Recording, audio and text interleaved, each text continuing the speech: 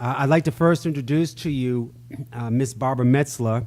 I met Barbara a couple of years ago out in California and was just really impressed with her as an individual and her passion that she has, but one that doesn't edify herself but really identifies others that do great work in the community. She is an expert on American giving, volunteering, nonprofits, corporate philanthropy, and social entrepreneurs. Her Passionaries Institute is committed to sharing the seldom told stories of Americans who have turned their passion into action and are actively engaged in changing our world by creating nonprofits. She's the author of the newly released The Gift of Passionaries, Changing Our World. Ms. Metzler was named California Woman of the Year in 2007. Let's give her a very warm welcome.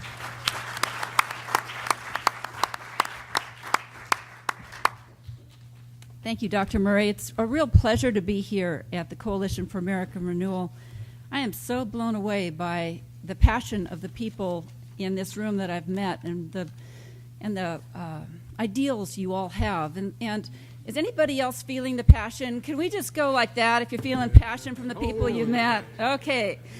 One of my favorite words is the word wow. I love that word. Can we all say that? It's going to wake us up after lunch. 1, 2, 3, wow. Okay, so if you get so inclined after some of the things I might tell you today, feel free to say wow. By the way, wow upside down spells mom, and I like that word too. Wow. Wow, Mom. Okay, so this is our world. This is a very, very small part of our world. It's a lot bigger than that, as we all know. It's filled with all kinds of problems that we hear about every day, with the problems of the economy, hopelessness, homelessness, hunger, wars, poverty, all kinds of problems and people who are in trouble. That's what we hear about every day. My hope is that in the next 20 minutes, I can shift the way we look at this world together upside down. In fact, this is actually the right way to look at the world. And we'll talk about some of the good that's happening in this world. My little granddaughter, who's 3 years old, picked this little globe up off the bed recently, and she said, Gigi, this is a wonderful world. And I'm hoping by the end of my presentation, we'll all agree this is a wonderful world. So to start, I want to show you some of the great things that are happening in our country. See how so many of these things are happening because of the power and commitment and passion of one person or a small group of people. And see how so many of you in this room are really doing that now. And I'd like to help you release that power even more. To do this, we're going to look at some of the great things that are happening and some of the people behind them that make them happen. People of passion and power who are committed. I call these people passionaries. So we'll meet a few examples of passionaries from my book. We'll go into some of the trends of giving and volunteering in America, and then we'll see what passionaries might mean for you. First, I'd like to start with just a little bit about myself. I've been married for 37 years, same guy, and that's... Amen. Thank you. That'd be great if he was here. 4 kids that are all grown and wonderful kids. And I'm a serial entrepreneur. I've started 5 different businesses. As I was selling my last company, and I did that all, by the way, working out of home, because I really believe in women being there as moms, and I wanted to do that. As I sold my last company, I moved to San Diego with the 2 youngest who were finishing high school and my husband, and I did something fairly dangerous. I prayed every day, God, what do you want me to do next? The dangerous part is that he answered. Be careful what you pray for. I was at a seminar, and somebody was receiving an award. He looked a lot like Sidney Poitier. He was tall and elegant, from the little island of Dominica in the Caribbean area. And he was given a $50,000 Goldman Prize for saving the environment in the little island of Dominica by stopping strip mining. I don't know his name, still don't know his name, but somebody afterwards said, hey, we're here in California. This is some question from the audience. What can we do to save the environment? And he said, that's really easy. You are some of the most powerful people in our country, living in the most powerful state in the country, spewing out the biggest garbage heap that's poisoning all of us. You got to do whatever you can do to change television. It's choking us, it's poisoning us, and it's infiltrating way beyond your borders. It's killing us in the island of Dominica. It's being infiltrated to Africa and the canals of Vietnam and China. They're all getting television, and your television is poisoning us. Do whatever you can do. I couldn't sleep for 3 nights. I knew God was talking to me through this man, and I decided to give my life and my passion to changing television. Is anybody else just a little bit tired of the negativity we're being fed? Oh, yeah. Anybody wants to join with me later? Please come up and tell me how we can do this, because I'm brainstorming. By the way, when God tells you to do something, he doesn't exactly give you a book of rules on how to do it. So changing television is way overpowering to me, but I know God has a plan and he wants that done. So I'm coming alongside. I started collecting stories of people who are doing great things and how did they do it. I wrote 2 books, which are here. I have a few copies for some of you who might like to know more about Passionaries afterwards. And what I invented the word Passionaries. I coined that term, and it applies to so many people here. We had a great lunch today, and everybody at our table was a Passionary. So the definition of a Passionary is somebody who turns their passion into action and changes the world for others by starting or helping build a nonprofit. How many people in this room would consider yourself a Passionary? Okay, so we're preaching to the choir here, but that's really great because you're going to get some really cool ideas. I study nonprofits and I study Passionaries around the world. And I really write mostly about, almost all about American Passionaries because I'm so darn proud of America. We kind of invented the term of philanthropy, and we're exporting it around the world, and it is changing other cultures, but I am really proud of Americans. So I only write about American Passionaries, at this point anyway. And it takes 3 things to make a successful nonprofit or charity. It takes the passionary, the visionary who has got the inspiration and the drive to make it happen. And many of you in here, as you've said, are passionaries. It also takes volunteers. You can't do it without people coming alongside. And the volunteers here at CAR have been extraordinary. And it's what makes all of us feel so warm and welcome, is because people volunteer their time. And it is what makes America great. And the third thing you need to make a successful nonprofit are the donors. And we all can't do it without some donations as well. So let me just start by introducing you to a couple of passionaries. These passionaries are purpose-driven models that we've got in our world. They're all around us. I picked a few that kind of turned my heart on. And let me introduce you to the first one. That's Stan Curtis. We have lots of problems in our world, and we've got lots of problem solvers.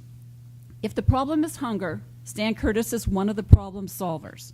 Stan grew up in an orphanage in Louisville, Kentucky. He was raised with 5 siblings in the orphanage, got a college education, becomes a stockbroker, and at the age of 32, he's walking through a cafeteria with his wife and 2 children in tow. He sees a plate of green beans up ahead.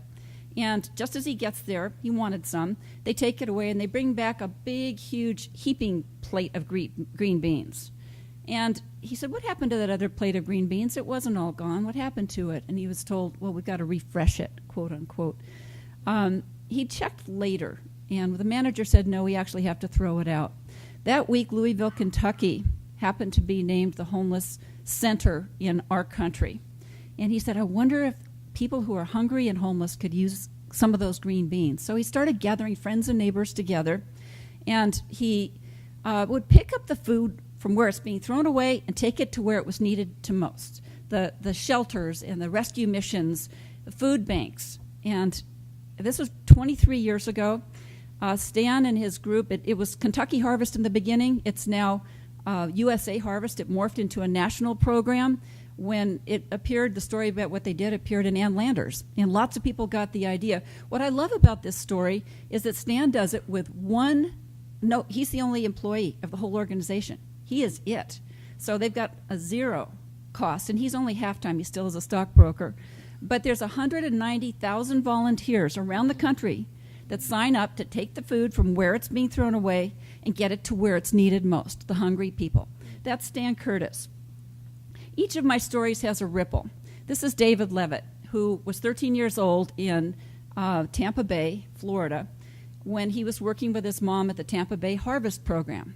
He got the idea, well, I'd really like to get the food that my school throws away and give it to the people who need it here at Harvest. And his mom said, why don't you go for it? Ask the principal. He went and found the principal, asked for the food that's being thrown away, and he was told, no, you can't have it. It's against our rules. Tells his mom says, why don't you go to the school board? And he said, okay. He's 13 years old. You can't take no when you're 13 years old. And he said, but Mom, what's a school board? And she told him, he made an appointment at the school board, and they said no also. But he didn't take no again. He went out on the news, he got on the radio, he got on television, he pleaded his case, and by the time David Levitt was 16 years old, 3 years later, he was in the capital of Florida when they signed into law, and Jeb Bush signed it himself, and he was there, a law saying that all food from any state agency or school that is not being used, that's edible and good, needs to and must be given to places where it's needed most. So that's the power of a 13-year-old who never gives up.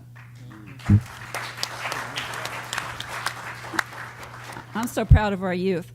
This is Mary Kay Beard. When she was young, in her early 20s, she had flaming red hair.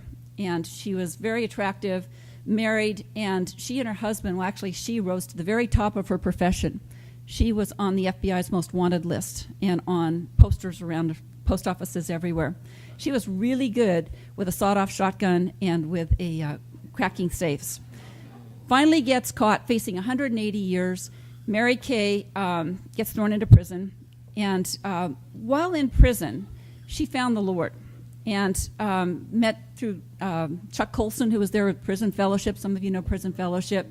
She found the Lord, remembered her roots that her grandmother had taught her about Jesus and God, and transformed her life while she was in prison. Through a total miracle, she doesn't understand. She gets out 7 years later, but has no place to stay, nothing to do, and no money, which is what happens when anybody gets out of prison. Chuck Colson gave her a job in her local prison fellowship program in Birmingham, Alabama. And she was challenged by somebody who worked in the office, what can you do for the women who are back in prison, who you knew and you lived with, to help them? And she thought to herself and thought, they need to be able to love their kids. She remembered them all exchanging little shampoos and soaps and things that they got, the little tiny things that we get in the hotel, and so that they'd have a complete gift to give at Christmas to their kids. She put little angels on a tree with a gift request, and you could probably guess that was the start of Angel Tree. The Angel Tree program is now, they've got 600,000 people who've participated in this. It's growing by multitudes every year. And they take the presents that are given by volunteers and get them to the children of prisoners from mom or dad. And that keeps the bond going between the prisoners and their children. There's actually 2 million people in prison, and many of them have got kids that they love, and the kids need to be loved. You want to keep that bond going. You want the kids to know that they're loved. And this program, they've got camps and all kinds of other programs for children of people who are in prison, keeps those bonds alive and gives the kids a place to go and something to do. That's Mary Kay Beard. She's a kick. Okay, this is Gary Haugen. Some of you might know him. Gary was a lawyer, went to Rwanda for the State Department right after the genocide in Rwanda. His heart broke. He came back, and he was determined to do what he could do to fight injustice around the world. He gave his life to starting a group called International Justice Mission. And what they do is they gather lawyers and legal professionals and people with State Department backgrounds who know countries and who know what's going on around the world, and they stop indentured servitude, forced slavery. You know that there's 27 million people in some form of indentured servitude in our world right now? More than they had when the slavery was going on. He does a whole lot and his group, all of the people that come alongside him, do a whole lot to put an end to indentured servitude and slavery around our world and to fight for the people who need it most. That's Gary Haugen. Oh, I'm going to go back one. The ripple off of Gary Haugen, I don't have a picture of him, is Zach Hunter. Zach Hunter was 12 years old right here in Atlanta when he met Gary. and he heard about what they were doing, and he says, I want to stop slavery too. Zach was 12 years old. He started getting on television. He's now 19. He's written 3 books, and he started a nonprofit called Loose Chains Loosens Chains. It is galvanizing high schoolers all over our country. It's a national program. He could speak to any of your churches if you're inspired by this topic. He's been on CNN and every talk show, every news show. He's really fun. He's very much alive, and he's at the heart of changing what kids think about the slavery movement and getting them inspired to be active. Top picture here is Michelle Nunn. Michelle Nunn's from here in Atlanta. She was a housewife and a young mother in 1989, and she started seeing the needs in the community. She got volunteers together, people and friends, and she started Hands On Atlanta. Hands On Atlanta grew because more people heard about it, more people got involved. They had a whole lot of different community projects that they got involved in, and they made a difference here in Atlanta. The idea spread around the country, and Hands On Atlanta is now a national program with 350 chapters, I think 360 chapters, in cities all over our country. If you type in your zip code anywhere in the country, that's how you find out what the volunteer opportunities are. You can just type in, say you want to help and make a difference, and they connect with over 400 nonprofits that need the volunteers. There's no way to get that connection happening. In 2007, Michelle also became head, and she merged the Hands On Network with a program called Points of Light that was founded by George H. Bush, and lifting up people who are points of light. We're surrounded by points of light. We just need to be singing their stories, and that's what Points of Light and Hands On Network does. The woman on the bottom is Debbie Spade, and Debbie Spade was a mother of 5 under the age of 13 up in Connecticut. She did not want her children to just know about sports and tennis and swimming and all the things that most moms did. They were fairly affluent. She wanted them to know the heart of giving. So she got her kids, gave them all rakes and shovels, and took them down to a neighbor who was poor, little elderly lady, and helped this lady fix up her yard. The next week she found another person, but the kids brought along other people. And the following week she helped another person, and this grew and grew, and the kids kept bringing their friends, and she founded Kids Care Clubs. There's over 1,400 Kids Care Clubs now around our country, getting youth to get involved in their own communities and make a difference for those people in need. These are all teenagers, by the way, but this instills a lifelong ethic of making a difference. That's Debbie Spade, and there's 75,000 kids that are part of Kids Care Clubs, and that's all run now under the Points of Light Institute that Michelle Nunn has run. Okay, so we talked about a few people. I want to make a case for corporate philanthropists because we don't hear much about them. I think that they are a wow, and I'll tell you why. This is Chris Crane. He sold his company in San Diego. It was a real estate company back in 2000, and he was involved in lots of different nonprofits while he was working, but a group called Opportunity International asked him to be their leader and their president. Chris is a very affable, determined businessman. He said yes, and he ran this international Christian business, which Opportunity gives microfinance loans, little tiny loans, to developing entrepreneurs in developing countries from $100, $50, $150. But that starts a business for in a developing country for a person who really wants to create a business. These are the entrepreneurs. This is going to create the middle class that we need in the developing countries and the business entrepreneurs. So they've given out now 1.2 million loans to these budding entrepreneurs, and businesses are thriving. 98% of the people pay the loans back, and that money in turn is given on to other people. It's a wonderful program. They've got banks because the poor in other countries don't have banks or ways to keep their money. And we need to applaud people who leave business. Halftime's full of business people. That's a program started by Bob Buford that want to give back. There's lots of executives and CEOs that want to give back. Oh, hold on 1 minute. Okay, so let me tell you a little bit about companies before we go on. Corporate America is growing in terms of giving. They call it corporate social responsibility. We don't hear about it. We hear about how corporations and CEOs are greedy, and that's becoming the mantra of our current society is this American culture is all about greed, especially business and Wall Street. It's far from the truth. I'm just going to give you one example of a corporation. That's Walmart here in the South in Bentonville, Arkansas. Walmart and Walmart Foundation together in 2011 gave $958 million in cash and gifts in kind to people and groups in need. And in addition to that, they encouraged their employees, they call them associates, to volunteer. So the associates logged in more than 1 million hours of volunteer time, enabling grants of $13 million to local nonprofits. That's really cool. And that's happening in corporation after corporation. You look at Chick-fil-A here in the South, Home Depot here in Atlanta, Target. I could keep on going, Pfizer, GE. You need to know that these are resources for all of us. If we know what the corporations are giving to, they're giving out money. And that might work into what your passions are in this room. So, thank you. Thank you. Appreciate that. Okay, so giving matters. And this is the reality of what is happening here. There's passion areas all around us. I've just given you a few samples. There's corporations and all kinds of agencies that are doing great things. So let me go on to a few facts and stats on giving in America, because giving does matter.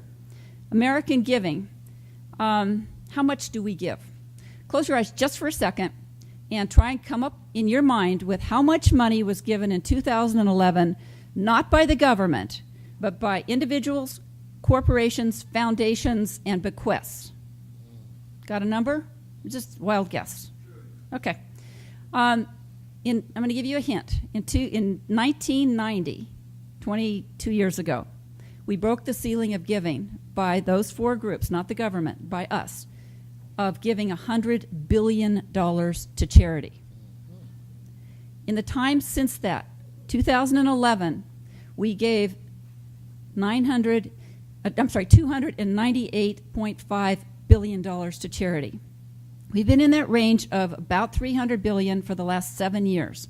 It's tripled since 1990. Our growing is going up. Our giving is growing up. We're making a major difference by giving money, by putting our assets to work. Okay, U.S. charities and nonprofits. Right now we've got 1,581,000 nonprofits that are registered. There's an awful lot that aren't registered of people that are doing good and gathering people together, but that's the number. It's grown by 300,000 in the last 10 years. 300,000. Each one of these nonprofits and charities is started and run by passionaries and volunteers and funded by donors. That's a trend that's going up in major ways. Volunteers in the United States. We now have 64.5 million volunteers that are registered. Actually, Michelle Nunn's group tracks that number. And that number's grown by 3 million in the last 5 years. So volunteerism is growing, and those are the ones that are tracked, not necessarily the crossing guards. Corporate giving. Corporate giving is now gone to $14.55 billion. That's how much they give. On top of that, though, and by the way, 88% of that stays right here in the United States, which I think is wonderful. On top of that, though, corporations are getting their executives and their leaders and even all of their employees to volunteer and to be on nonprofit boards. Really exciting trend of corporate social responsibility. Trend is going up. Service clubs. We don't hear much about service clubs. Many of us don't even know what Kiwanis or Lions are, but they're all around us. If you want to get something done, go to one of these service groups. Find out about them. Do a little research, because they're out there to help in every community in our city. Kiwanis has 600,000 members. About half of that actually are kids that are doing great things. Rotary has got 1.2 million members. They've stopped polio in the world. So these programs are not all about our country and our communities. It's international, too. They're doing wonderful programs. Lions has their focus on eyesight. Lions has got 1.3 million. Elks has 1.25 million. There are millions of people in service groups, and these are a great resource for you. And community foundations. It's a new trend in foundations. Yes, we've got lots of foundations. There's 76,000 of them. But community foundations is when people in a community pull together, pool their resources, and they all stay actively involved in determining where that money is going to go. But they have management that helps manage the money and give it away. Let me tell you, there's now 700. This is a new trend, 700 community foundations. The top 11 which have over $1 trillion in assets. That's pretty amazing, isn't it? So let me tell you who is doing the giving in our country.